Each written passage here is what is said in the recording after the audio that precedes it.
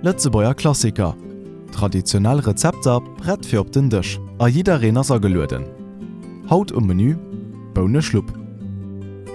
Für das Rezept braucht ihr folgendes: 500 Gramm Gring Bohnen, eng Porrett, eng Wurzel, 5 dick Krumperen, Lorbeerblatt, Mehl, Bohnekreitschen, 100 Gramm Butter, Salz, Pfeffer, 2 Liter Bouillon, 250 Gramm Speck, 2 Mettwürsten.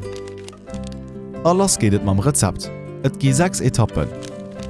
Bohnen an ca. 1,5 bis 2 cm lang Stecker schneiden, an dat gemäß a Wirfelle schneiden, Butter an den Dëppe gin, an den Broden, Mehl drin areieren, an dann Porrett an Wurzel dabei machen. De Bouillon dabei schütten, Lorbeerblatt, Bohnekreitschen, Salz, Pfeffer an de Speck dabei gin. No 10 Minuten Bohnen an Krumperen dabei mischen, a bei schwacher Hitze kochen. Zum Schluss kann in e bësse Rahm dra machen, fir ze verfeineren. Et kann in awer och Rahm waschlossen an e Rudra machen. Dat heescht an enger Kasseroll 100 Gramm Butter, mat 50 Gramm Mehl zu enger homogener Mass reieren. Dës Variant gëtt a verschiedenen Ortschaften am Oste vu Lützeburg zerveiert an ass am Geschmach méi deftig. Mettwursten an engem Dëppe mat Wasser ca. 10 Minuten loes kachen a separat zerveieren. De Speck kann in an Bohnenschlupp machen oder awer auch separat zerveieren.